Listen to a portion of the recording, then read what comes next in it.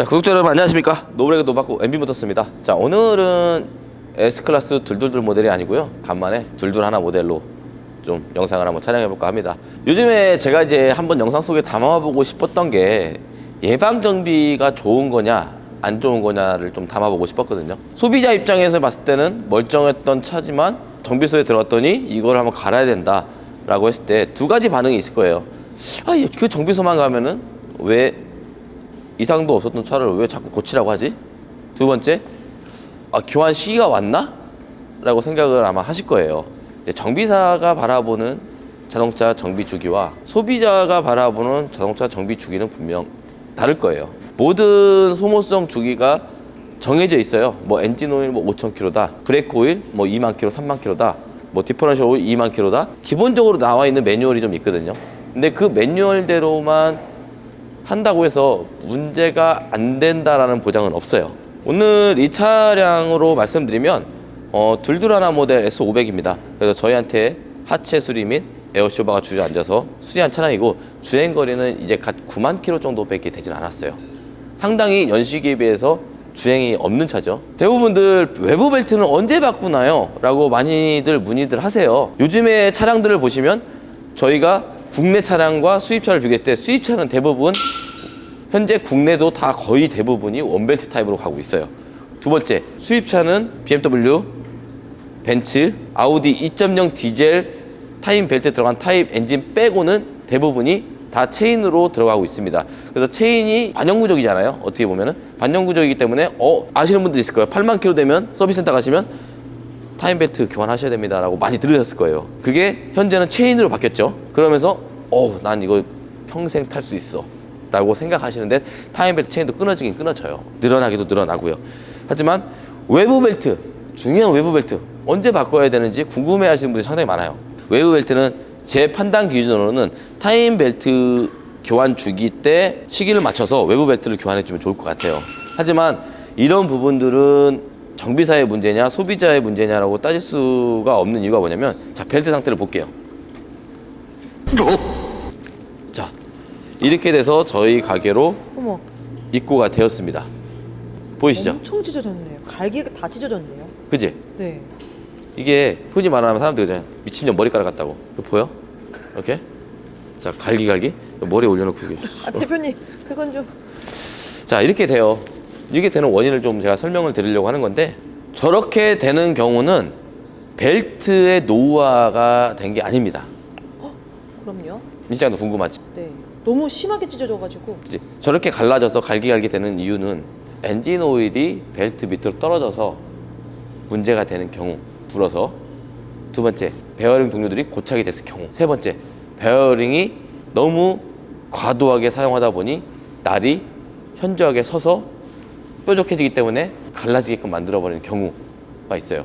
근데 이런 부분들은 벨트만 바라봤을 때 고객님 이거 교환하셔야 됩니다라고 저희가 말할 수가 없어요. 왜냐면 멀쩡하게 들어온 차를 갖고 관리해 주는 건 좋지만 정비사인 제가 역시 말하기가 참 힘들거든요. 그런 부분들이. 괜히 과잉 정비라고 생각할 수 있겠네요. 그렇지. 이 시장이 말한 대로 나는 엔진 오일 갈러 왔는데 우리가 생각하는 키로수 때 교환을 한번 했어야 되는 차량인데 되지 않아서 고객님 벨트랑 베어링을 한번 바꿔주시는 게 좋을 것 같은데요 라고 해서 받아들이면 좋지만, 그걸 좀 안 좋게 받아들이면 저희 샵을 더 오히려 더 안 좋게 볼 수밖에 없거든요. 이 실장도 보면은 아마 우리가 고객님들이 오면 해달라고만 하는 것만 좀 많이 작업을 위주로 할 거야. 거의 그런 위주로 하죠. 서로 얼굴 붉히는 일이 좀 있었기 때문에 대부분 보면 이런 부분들은 고객의 잘못도 아니고 정비사의 잘못도 아니에요. 근데 자, 오늘의 원인을 좀 말씀드리는데, 원인은 어떤 것 때문에 그렇게 됐느냐. 지금 보시면 저희가 이거를 골베어링이라고 그래요. 골베어링 보시면 날이 뾰족합니다.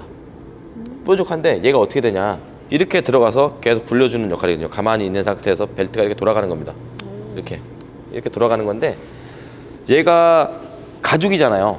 가죽이다 보니까 얘를 그만큼 달게 되면 이게 날이 뾰족해집니다. 그래서 찢어지는 거예요. 이 차는 벨트가 문제가 돼서 끊어진 게 아니라 이렇게 돌면서 고착이 되는 경우가 좀 있습니다.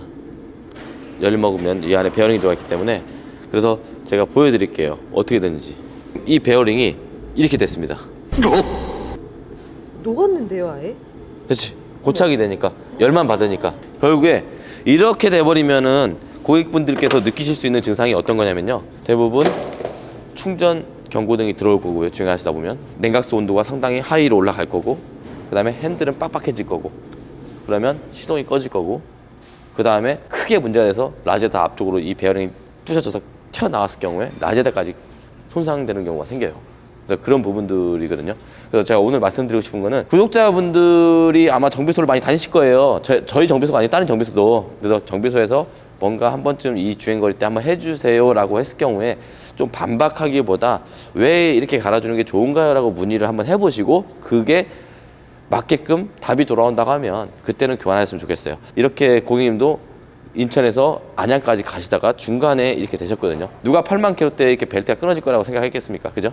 그래서 예방등비 상당히 중요해요. 그래서 오늘 작업할 내용은 외부 벨트, 기본적인 외부 벨트와 소모품 관리의 중요성이에요. 눈에 얘기하면 소비자 문제라고만 볼 수는 없어요. 이거는 정비사가 한 번 더 인지를 해줬어야 되는데 그게 난가 봐. 그지? 우리한테 왔었으니까. 우리 고객님. 응. 근데 내가 아까 말했잖아. 나도 막 이렇게 하는 편은 아니다. 일단 얘기했잖아. 과잉정비라고들 댓글도 많이 달고 하시는데, 예방정비는 과잉정비가 아니에요. 왜냐면 내가 문제 되기 전에 차량을 신품으로 교환을 하고 8만 킬로를 탔으면 그 다음 8만 킬로를 타기 위해서 교환하는 거는 예방정비거든요. 대표님, 응. 그러면은 주행하다가 차가 쓴 거예요?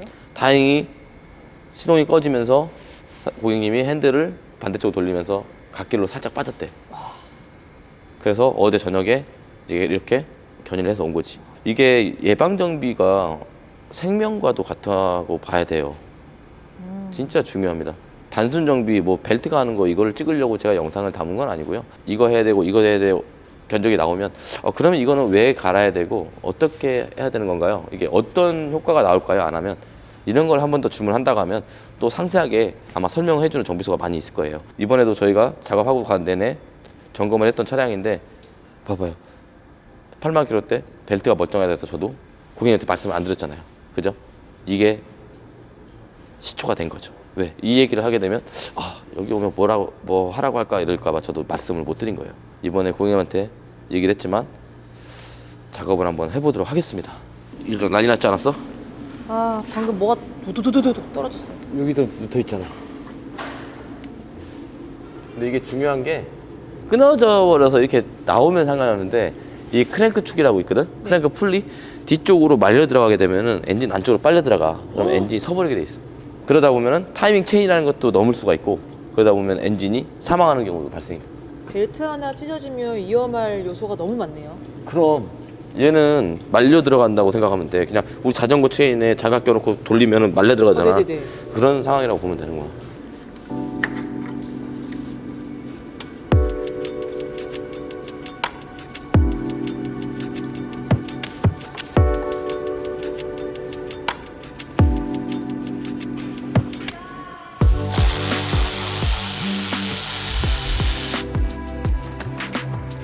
플라스틱 녹아가지고 베어링만 남았어. 아까 그 베어링의 어. 주인인가 봐요.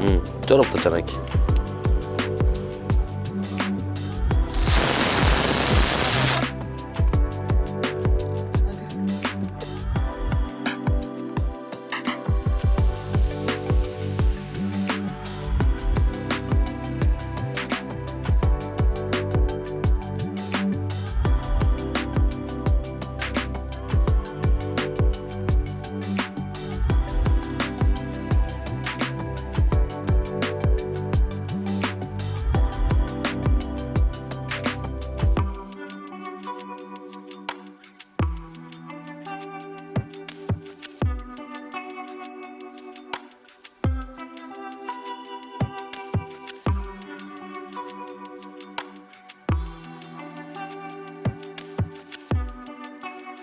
일정 어때? 작업은 그렇게 오래 걸리진 않았지? 네. 이 소모성 관리 주기가 중요하다는 거는 오늘 이 시장 나와 처음 알았을 거야. 왜냐면 벨트가 끊어지는 게 끝이 아니라 운행 중에 끊었을 경우에 사고 위험이라든가 엔진에 큰 데미지를 줄 수 있는 그런 일이 발생할 수가 있는데, 이제 우리 구독자분들이나 이제 정비소를 방문하시는 분들은 꼭 뭐를 하라고 하면 한번 질문을 던져서 왜 그런지, 이게 교환 주기가 어떻게 되는지 이런 부분들도 아마 설명을 잘 해줄 겁니다. 그래서 그런 부분들을 꼭 얘기하시고 서로 간에 오해가 없게 정비를 받았으면 좋겠고요. 간단한 이제 벨트 때문에 고객님이 안양에서 여기까지 오셔야 되는 상황이 생긴 거예요. 결국에는 작은 문제지만 이게 2차 사고까지 간다고 하면 상당히 커지는 일이 될 수 있거든요. 그런 부분을 예방하고자 해서 이제 진단할 수 있는 방법이라든가 정비소로 갔을 때 교환 주기가 안 됐는데 멀쩡한데 왜 하라고 했는지 그런 부분들 좀 내용에 좀 담고 싶었어요. 그래서 오늘 영상 재밌게 보셨으면 좋겠고요. 기본이 중요하다는 걸 항상 생각하고 싶습니다. 감사합니다.